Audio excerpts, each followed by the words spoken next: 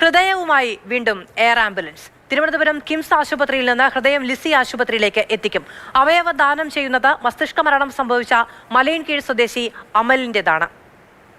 Rahul G Nath വിവരങ്ങളുമായി നമ്മളോടൊപ്പം ചേരുകയാണ്. രാഹുൽ, എപ്പോഴാണ് ദൗത്യം? എങ്ങനെയാണത് പുരോഗമിക്കുന്നത്? ലിസി ആശുപത്രിയിൽ നിന്നുള്ള ഉൾപ്പെടെയുള്ള സംഘം ഇപ്പോൾ കിംസ് ഹെൽത്ത് ആശുപത്രി, തിരുവനന്തപുരം കിംസ് ഹെൽത്ത് ആശുപത്രിക്കുള്ളിലുണ്ട്. ഏതാണ്ട് 11 മണിയോടുകൂടി ഹൃദയം കൊണ്ടുപോകുമെന്നാണ് ആദ്യം അറിയിച്ചിരുന്നെങ്കിൽ പോലും ഈ ശസ്ത്രക്രിയയ്ക്ക് ശേഷമുള്ള നടപടിക്രമങ്ങൾ നടക്കുകയാണ്. അതുകൊണ്ട് 11:30 ഇവിടെ നിന്ന് എയർപോർട്ട് വിമാനത്താവളത്തിലേക്ക് കൊണ്ടുപോകും. അവിടെ നിന്ന് എയർലിഫ്റ്റ് ചെയ്ത് എറണാകുളത്തേക്ക് ഹൃദയം കൊണ്ടുപോകും എന്നാണ് അറിയിച്ചിരിക്കുന്നത്. എന്തായാലും ഈ മാസം 12-ാം തീയതിയാണ് വാഹനാപകടത്തെ തുടർന്ന് മലയൻകീഴ് സ്വദേശി അമൽ ബാബുവിനെ കിംസ് ആശുപത്രിയിലേക്ക് കൊണ്ടുവരുന്നത്. തുടർന്ന് മസ്തിഷ്ക മരണം സ്ഥിരീകരിച്ചു. 6 പേർക്കാണ് ഇത്തരത്തിൽ അവയവം പകുത്തു നൽകുന്നത്.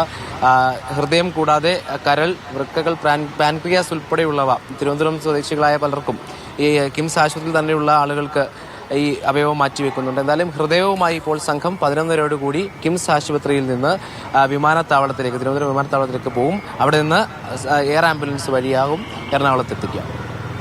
കിംസിൽ നിന്ന് കൊച്ചി ലിസി ആശുപത്രിയിലേക്കാണ് ഹൃദയവുമായി എയർ ആംബുലൻസ് പുറപ്പെടുക. വലിയ ദൗത്യമാണ്. നമുക്ക് വളരെ പ്രതീക്ഷയോടുകൂടി അത് നോക്കിക്കാണാം. ഒരാളുടെ ജീവൻ നഷ്ടം എന്നുള്ളത് മറ്റ് പലർക്ക് ജീവന് വേണ്ടിയുള്ള പ്രതീക്ഷയായി മാറുന്ന കാഴ്ചയാണ് നമുക്ക് കാണാൻ കഴിയുന്നത്. നമ്മളെല്ലാവരും ആ ദൗത്യത്തിന്റെ ഭാഗമായി മനസ്സുകൊണ്ടെങ്കിലും ചേരുക.